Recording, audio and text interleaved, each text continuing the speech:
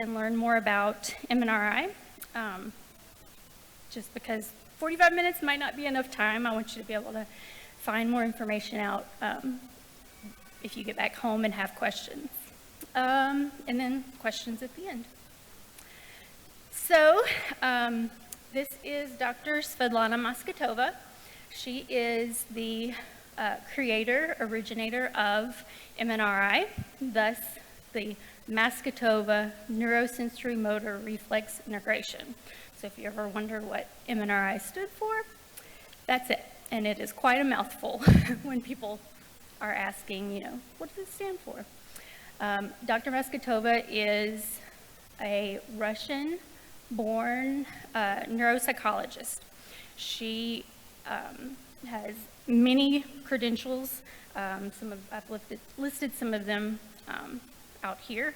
She has background in working in the medical community, medical school. She has paramedic training, clinical neuro-speech development, neuropsychology, many experiences. But to kind of give you a background about how she started or why she started MNRI. So she had just gotten out of school, finished all of her postdoctoral trainings, and was ready to start teaching in the university in Russia. And so she was super excited and ready for her first job. And then in '89, there was a train wreck, a train catastrophe in Ufa. It was a large explosion. Train cars, were blown off the tracks. There was explosion. Lots of people were injured. There were a couple cars full of children who were on their way to an outing. The gifted and talented department at one of the schools there in Ufa had decided they were going to have a day at the beach or at the lake. And when the explosion happened, these children were badly injured. Families, individuals were distraught, and so they called out and put an all-call out. All psychologists in the area, come out, see if you can come help. We need, help with these families and these children who are having severe PTSD and trauma from this experience. And so she says, okay, I'm gonna do it just for a little bit. I got to get back here and teach. Working with the university. So 6 months later, she was still there, and realizing that what she had been trained to do, all of her kind of cognitive behavioral type work was not working. She would talk with the children, and they would be just screaming in pain and just trying to process what they experienced, but they weren't even physically present in their mind in the room. And she's thinking, okay, how are we going to do this? What am I going to do? And so she starts drawing on some of her understanding about neurodevelopmental early movements, understanding of the tactile system, so the skin, and it's linked to touch, pressure, and calming. And so she starts kind of just working with these children and using all these different tools and knowledge that she had. She had just published her dissertation paper was about unconditioned reflexes.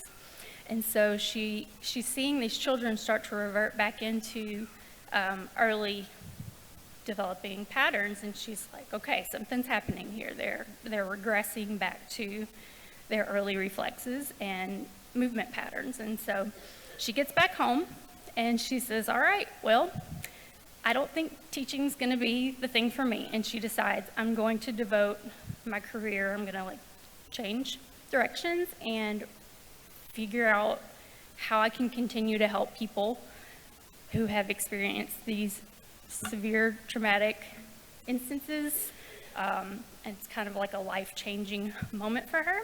And she returned to all of the labs that she learned in at the university, and so kind of delved. I guess she probably thought she was probably done with the learning process, but she jumped right back into it to just really try to have this life-changing work. And I'm so appreciative. Like, we love Dr. Masgutova. She's incredibly smart, and I'm so thankful that she decided to do that. So this is a book that is available. You Are a Winner, Trauma Recovery. It was written by Dr. Masgutova and Pamela Curley. Pamela is the co-founder. She's kind of the woman who got MNRI to the States, because Dr. Masgutova was in Poland. She's from Russia, but she fled to Poland. And Pamela learned about this therapy in probably the early 2000s. And she said, we've got to get this to the United States. Like, how do we make this happen? And so her role was kind of bringing Dr. M and her team to the States. And now they currently are based out of Orlando, Florida. And so this book is available for download for free on the masgutovamethod.com website.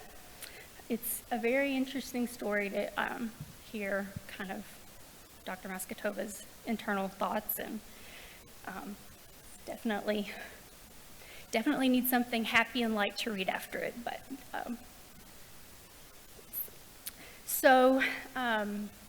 being that she was from Russia, Dr. Masgutova had a lot of opportunities to learn from Russian neuropsychologists.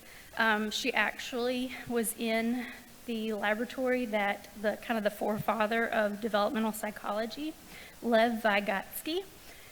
It was his laboratory, of course. He had passed, but it was the laboratory that he started in. So she had access to all of these research articles and published and unpublished information that just we don't have in the States. I don't know, like that information that she was privy to was definitely golden for her study and research. And I've listed out some of the different pioneers in the Russian neuropsychology fields that she draws from for her research and her study. When she teaches all of the classes, she references all of their work. And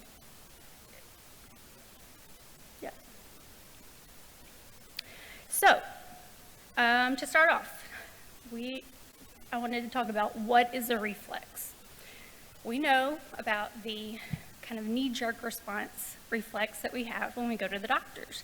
Doctor takes the mallet, whacks us on the knee, and our leg should extend. I actually don't have those reflexes. Whenever I was little, the doctor tried for a long time trying to get it. Yeah, it probably should have been insight that, like, I need to work on my reflexes. I still do. So, a reflex is defined as a genetic and epigenetic inherent automatic response of the central nervous system to an adequate and specific stimulus. The stimulus can be tactile, so that could be touch. It can be visual, something we see. Auditory, something we hear. Vestibular, if my body feels like a shift really quickly. Proprioceptive, again, if my perception of my body awareness has changed. Or olfactory, so smell. That's a really wordy definition, but it's basically saying it's an innate, written on our DNA, which is going to be really important for later, genetically encoded in each one of our bits of DNA, this understanding. It's the reason why I'm born with these reflexes, and somebody over in Asia also is born with the same reflexes, and our development looks similar. Culturally, there are differences, but for the most part, we all are born with no ability to control our movements. Like, nobody has really come out yet being able to walk, talk, and run, and that's because of these reflexes that we all share in our body. And so this triangle model is Dr. Masgutova's creation to help kind of show what a reflex is. So first, we have the sensory stimulus. I always say like tactilely, if I'm walking out in my yard and something kind of brushes up against my arm, I'm going to stop and I'm going to look and figure out what it was. Now, for a split second, my fear paralysis is going to turn on. So my vision, my hearing, everything is going to become a little bit more acute. So I'm not sure, you know, like was that a leaf or a branch, or was that, you know, I don't know, a spider web. Sometimes it is a spider web in our yard. And so the information will then go to my brain. So my body, my skin receptors will tell my brain, something's up, you need to figure out what that was. And then the next part, the stimulation sends an afferent signal to the spinal cord, brain stem, thalamus, and the cortex for processing. That's where my brain, my amygdala, and my prefrontal cortex have to kind of work together and say, that was a branch on the bush. Like, nothing to worry about, go about your day, you're fine.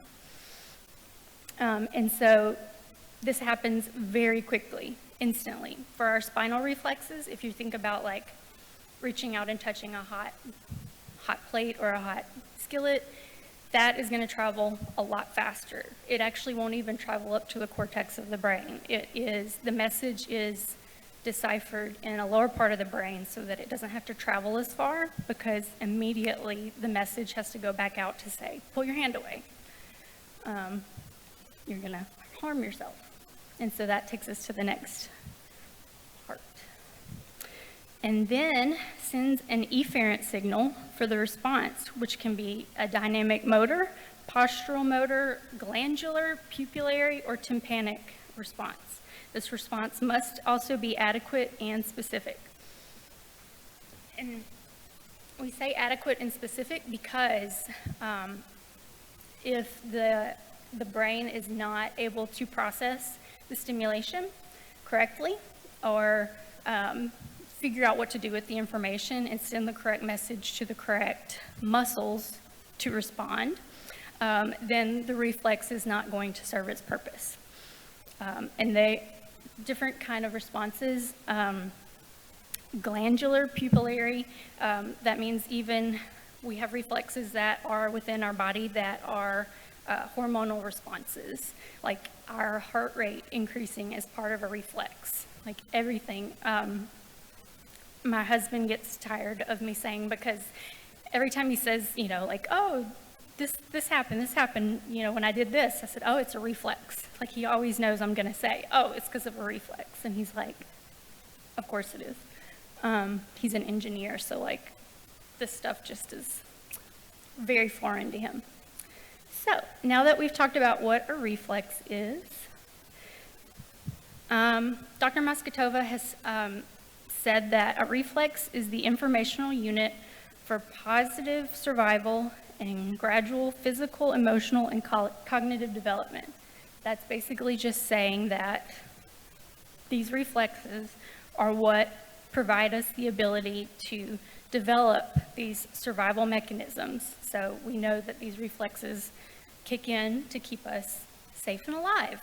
It's kind of a, you know, keep the body alive. The brain is always going to try to preserve us and keep us safe.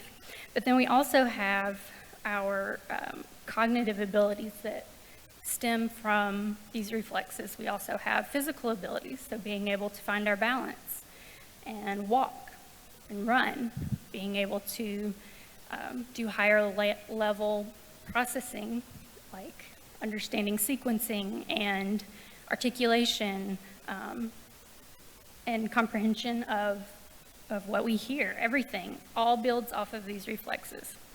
And she has a really interesting analogy. She says, working with the nature of reflexes, you touch the underlying net, a net that serves like the infrastructure of a leaf or a building. And so on the slide, you can see a very close-up of a leaf, how the different, the structure of it has these different branches where it comes off and it grows and expands to the end of the leaf, and that's the structure of the leaf. And this is going to be important for later in the presentation to keep in mind. So,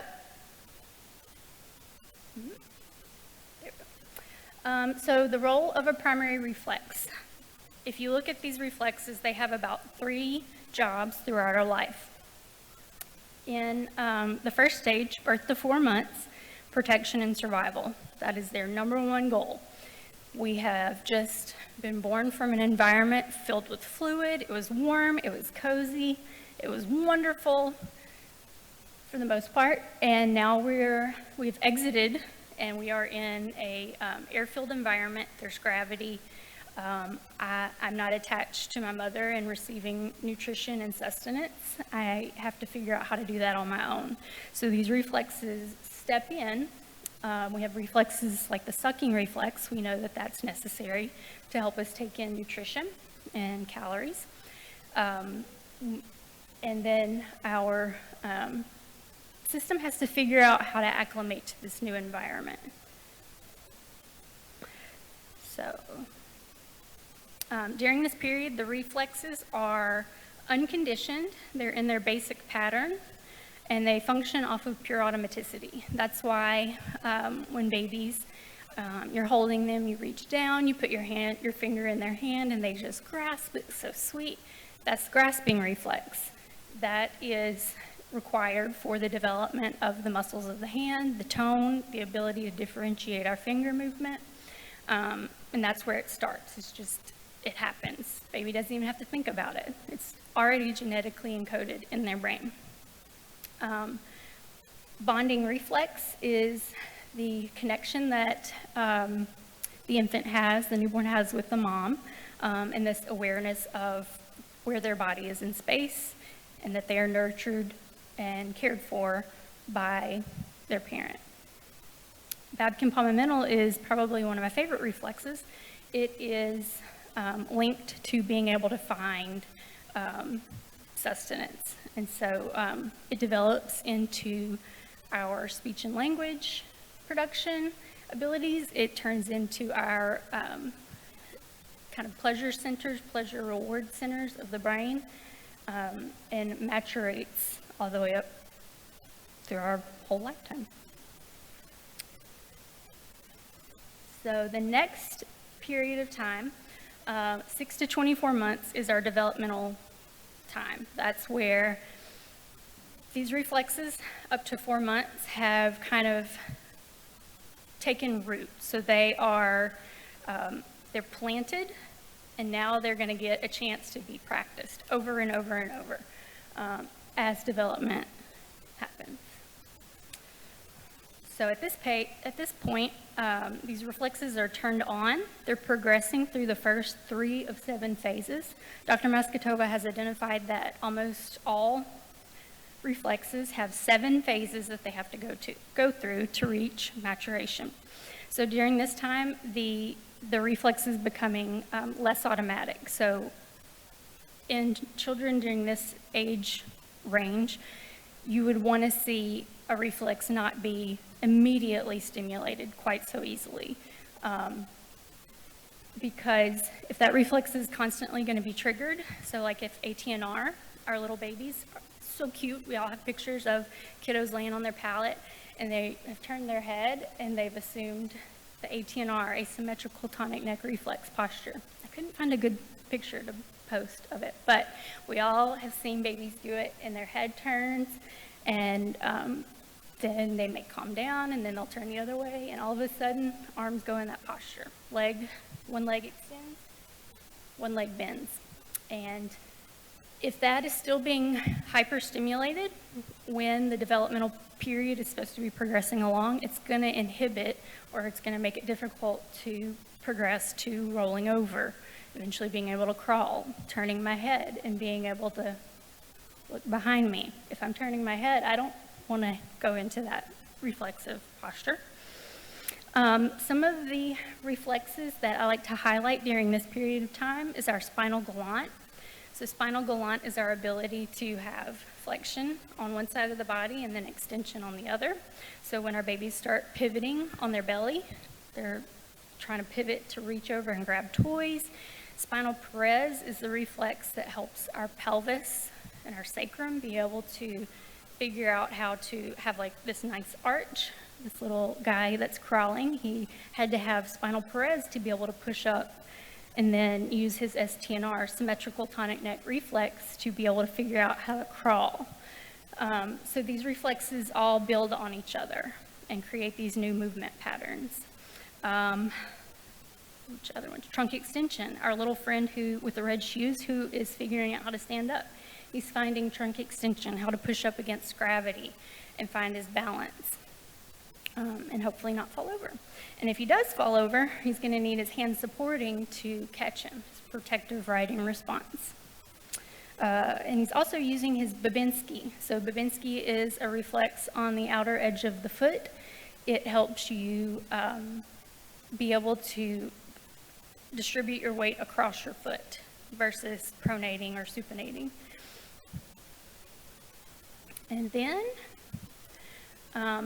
after our developmental period of time, we have our lifelong reflexes that are present for stress regulation and trauma recovery. So this is where Dr. Masgutova really got her first taste of reflexes and her application. Started in the trauma stress regulation area. They actually have every year a PTSD and trauma conference. It's usually in Orlando, and first responders, people from many different backgrounds who have experienced a lot of trauma will go down and do MNRI for 4 or 5 hours a day for about a week, and we see really big changes and gains and just healing really happen. So during this period of time, these reflexes are conditioned, which means they should not be stimulated quickly. That's why when Dr. Masgutova saw these reflexes become unconditioned, she realized, okay, something is happening. These reflexes are not running in the background. A lot of classic literature that we have in the States says that these reflexes become integrated and they go away, but they actually don't. They run in the background, kind of like a processing unit, like our technology, our computers and stuff, or our phones, because they need to be able to come out when they're needed. So like when I'm falling or tripping over or stepping on a Lego, I need to be able to use leg cross-flexion extension to help me catch myself. I need my hand supporting, like I said, to catch myself. Automatic gait reflex is kind of a faster walking pace reflex that actually helps with like a neuro reset. With a lot of my kiddos who tend to get very hyperactive, we will work on automatic gait very quickly, and you can just see this calming effect kind of come over them. And then we have vestibular ocular, so our ability to focus on things as they, like if you're sitting and watching a train go by, you can focus on one cart and then just watch them go by. Or if you're driving and you're watching telephone poles, I don't ever see telephone poles anymore, but if you're watching them pass by, you are able to look at one and then it moves, look at it and it moves.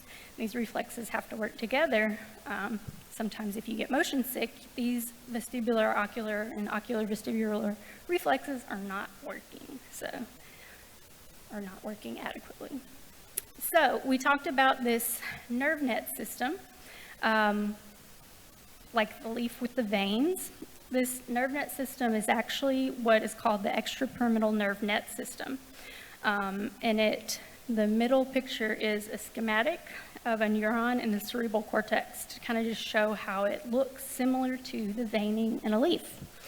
And then the other picture is a rendering of like a computational neural network.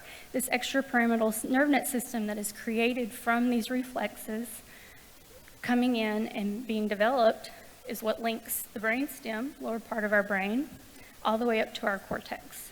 And it creates, just like we heard with the information traveling up the brain stem to the different parts of the brain, it's responsible for creating kind of like the train tracks to all the different parts of the brain.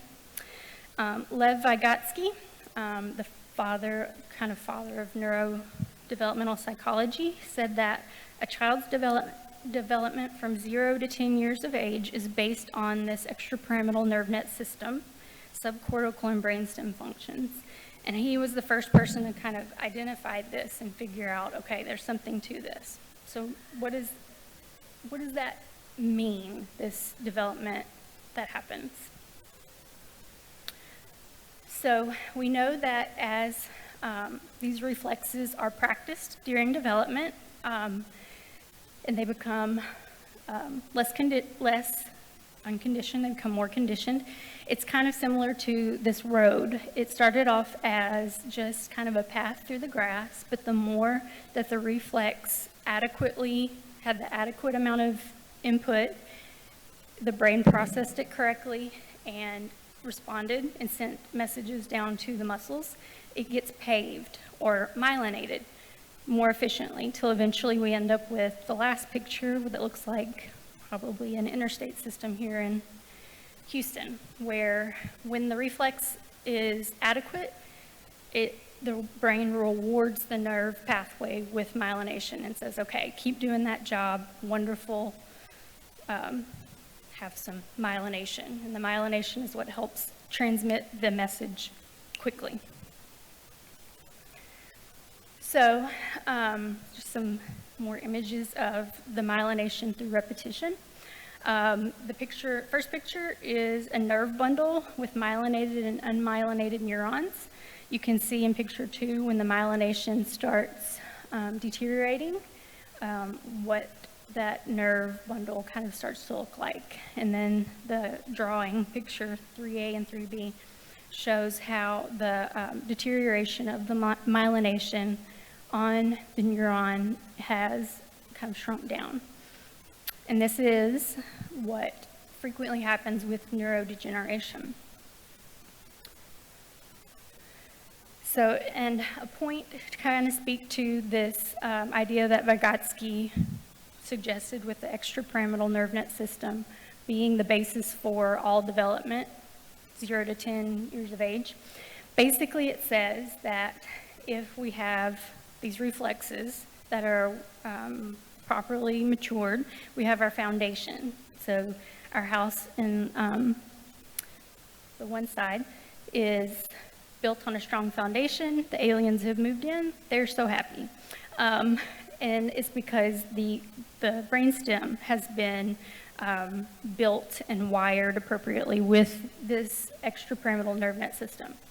The other picture, the aliens' neighbors are upset because their house is flipped upside down. And this is what a lot of educational framework kind of looks at, teaching from a top-down perspective.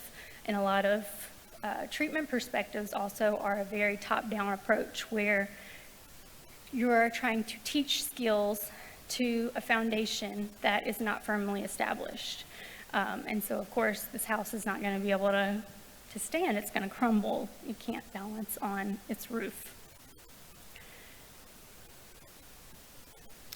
So, we don't have a whole lot of time, but I wanted to kind of help y'all experience some of these reflexes in action. We will just do Babkin palmamental and hands grasp. So, Babkin palmamental is a reflex, like I said earlier, it is a early developing one. And it is stimulated, the receptive field is in the palm of our hand.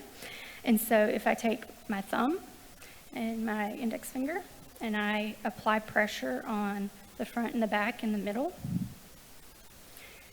and I hold for 7 seconds, you'll actually feel your heart rate come down. You'll take a deep breath, provided you don't have any cardiopulmonary issues. If you have a healthy airway system, you'll feel this quick deep inhalation. And I use it when I'm working out and my heart rate thing is way too high, and I'm like, I can't sustain this high heart rate. I need to kind of calm my heart rate down just a little bit so I can keep exercising for this period of time. I'll just take a beat and pause. 1, 2, 3, 4, 5, and then give a little bit more of a downward pull with my thumb, and I'll immediately take a big, deep breath. And it's very helpful in lowering my heart rate. I can watch on my monitor, my heart rate starts to come down. When I work with kiddos who have brain injuries and are hooked up to their monitors, and we are looking at pulse ox and heart rate, and they're having some neurostorming, I'll jump in and I'll do a little bit of compartmental work with them. You'll hear them take a deep breath. Their heart rate reading will start to go down, down, down, down, down to like a nice calm baseline. And gives me a chance to help kind of try to work through the reflexes, because if they're agitated, you're not going to really get much work done. So, and then hands grasp, like I talked about, that reflex that our infants have, it turns into our ability to hold and manipulate objects like crayons, scissors, drumsticks, chopsticks. And so if you'll take one hand or your thumb, the receptive field for hands grasp is up here at the top of the palm. And so I'll say, close your fingers around your thumb like this. And I generally watch people when they do this. As you extend your arm out, you want to make sure that your arm is in a straight plane, your wrist is straight. A lot of times I'll see this or this, but you want a straight plane. And then if you pull forward with your thumb, you pull forward and downward, you should feel your grasp tighten. It's like if you were doing a chin-up on a pull-up bar or whatever in grade school, and your body weight pulls down and your tendons say, nope, you need to grasp stronger, you need to be tighter or you're going to fall off. And so you want to feel your hands tighten. A lot of people who have experienced a lot of stress and trauma, this reflex has become dysfunctional or pathological. And so a lot of times we see people who have had brain injuries, when they're in a coma, their hands are very relaxed and open. They're not having any muscle activity. There's a core specialist colleague of mine in particular that she worked on this reflex and was able to help bring a little guy kind of like out of his coma, just working on hands grasp. So the goal of MNRI is to integrate primary reflexes to strengthen the nervous and immune systems, improve stress resilience, and to foster neuroplasticity and neurodevelopment. So those are kind of our goals, what we're trying to do with MNRI. So how does this apply to people who have neurodegeneration, brain iron accumulation? MNRI addresses the health of the extrapyramidal nerve net system to create growth and improvements in all these different areas of development and regulation. So cognition, language, fine motor, gross motor, emotional health, myelination of the nervous system, the immune system function, are all addressed through these reflexes. The excitatory and inhibitory neurotransmitter production is also balanced. So if you have a whole lot of GABA production that's inhibiting the system, you want to get a little bit more of a balance. And through the use of working through these reflexes, you start to see a balance.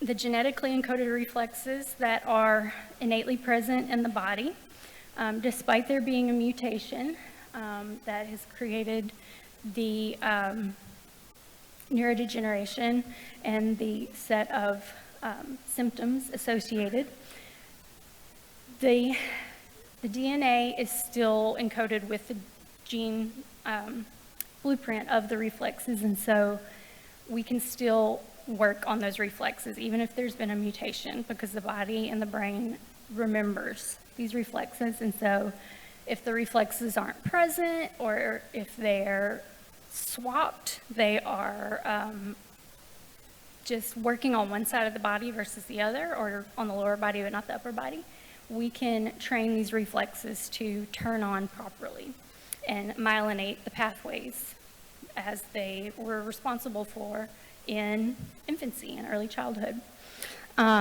There was a research study done a few years ago where at the beginning of a MNRI conference, they did testing, saliva, urine, just looking at neurotransmitter markers, cortisol levels in the bodies of the individuals who did the conference. These were kiddos on the autism spectrum, genetic disorders, brain injuries, autism, ADHD, and they were able to see a rapid decrease in the cortisol levels and some other neurotransmitter levels, which led them to believe that MNRI may facilitate a reduction in the inflammatory markers as the homeostasis in the neurotransmitters is established.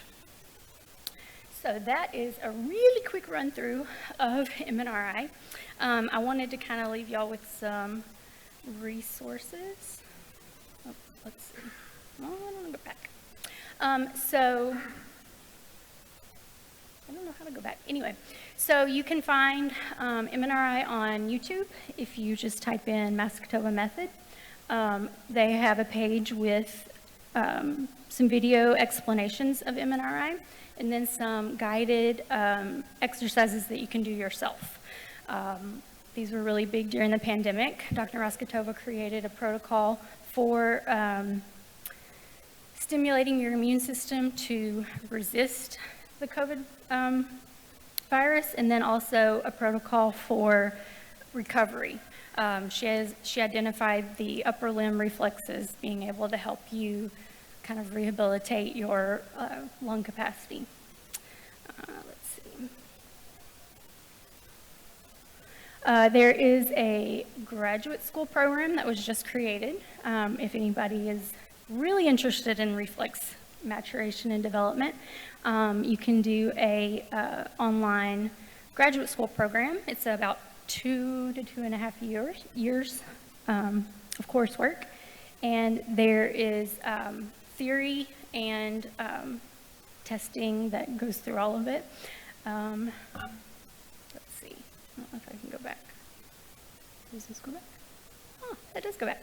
So I was hoping to be able to show, this is a video of going onto the Masgutova method website and navigating through. Amber was saying they were having some difficulties with videos playing, so I'm not even going to waste our time to try to do that. But basically, going to masgutovamethod.com, you can find MNRI providers in your area under the specialist directory. You can find them globally based on the country, state, region that you live in, and see kind of who's close to you, who you can reach out to if you want to talk to them about MNRI for your loved one. All right. So I know that was a very quick run through and we don't have much time, but I wanted to open the floor for any questions that y'all might have that I can answer. Yeah. So my question is, my daughter was involved, she doesn't go straight back. Right. Wearing a helmet Right. at school. So I'm curious, is it possible for her to learn that? Yes, so that hand supporting reflex is supposed to kick in when we feel our equilibrium shift. And so turning it on, the hand supporting receptive area is right here at the base of the palm.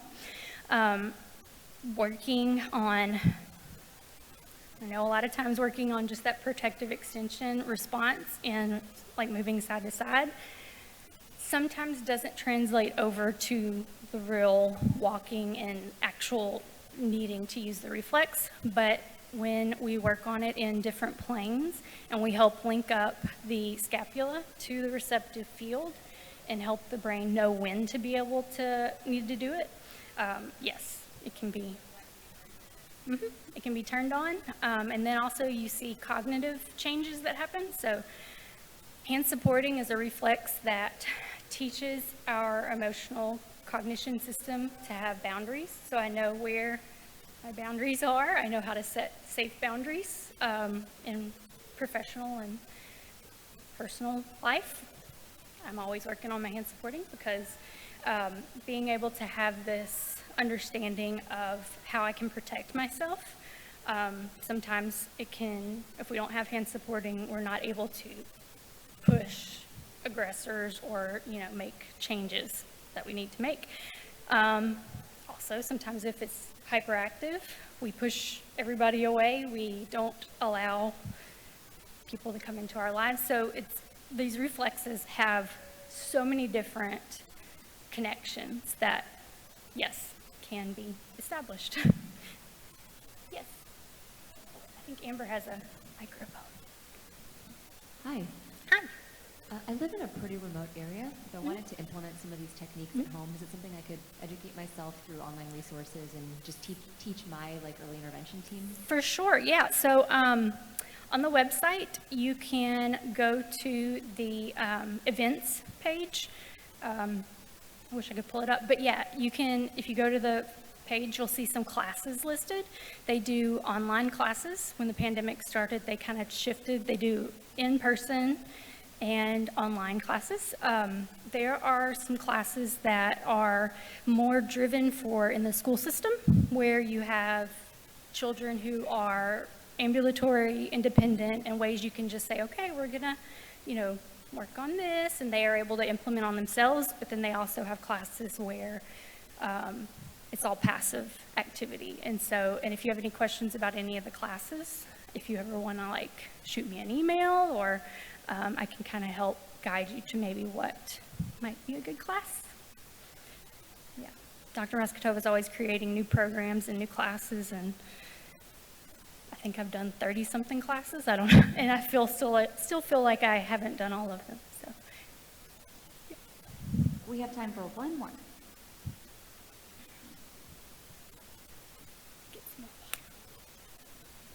So even though our children have suffered neurodegeneration, these reflexes can be relearned or reinforced. I mean, I guess what I'm saying is the damage that's already done not going to interfere with these reflexes so they can get help with something like this? So this is a good question. This is something that I have always asked in many different spaces and different classes. I've asked Dr. Masgutova, I've asked other professionals who work with children with genetic abnormalities, and the answer is yes. She has a very resounding, strong, yes, it can be done. It is possible, with her Russian-American accent. In fact, the first class I ever took with Dr. Masgutova was oral facial. And I guess I can talk about Sydney. I was working with Amber's daughter, Sydney, at the time, and Dr. Masgutova was saying all these things, and I'm writing vigorously because everything that she's saying was just stuff in 6 years of school I'd never heard, but made sense based on what I was seeing in the clinic. And at one point she talks about how the corpus callosum can be myelinated, and at the time we were thinking maybe Sid was having some agenesis of the corpus callosum, and I shot my hand up as soon as she said that in this class of 40 people, mainly women, and she's like, yes. And I said, you're saying that we can rebuild, we can make that connection and myelinate it? And she goes, yes, this is possible. And I'm like, yeah? And everybody else is like, yeah, I see it. We do it in our clinic. And I'm like, okay, I'm hooked. And so 7 or 8 classes later, I was like, yeah, I'm going to become a specialist. I've got to know all these things. I want to learn all of the things. And so, yes, it can be. So we know just based on the research that we have. I don't want to say that it will stop the iron accumulation or completely reverse the mutation. I don't want to like give any kind of false hope, but I do feel like if Dr. Masgutova is always into research, if we were able to conduct research, she's always asking us like, are you working on research? Are you working on a project? It's like, Dr. M, I'm trying to work, you know. But like doing some research with this population, I think we would be able to really have some good evidence. On the website, the Masgutova Method website, we have articles, published articles that are available. Navigating through it, you can find PDF versions of it, and yeah, it's a very good website to check things out on. I really spend a lot of time on there. And so that is the end of our presentation. I want to thank you all for staying and listening to my spiel about MNRI. I hope you've maybe come away with one like thing you didn't really know about it, or maybe a curiosity to reach out to a local person. So yeah, thanks guys.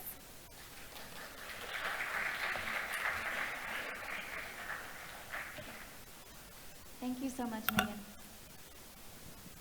Okay, everybody. Okay, you hear? Oh, now it is. Okay. It's time for our conference evaluation. It's very important that we get your feedback. That's what we use to build on our next conferences. So if you open your program to Sunday, you'll see a QR code.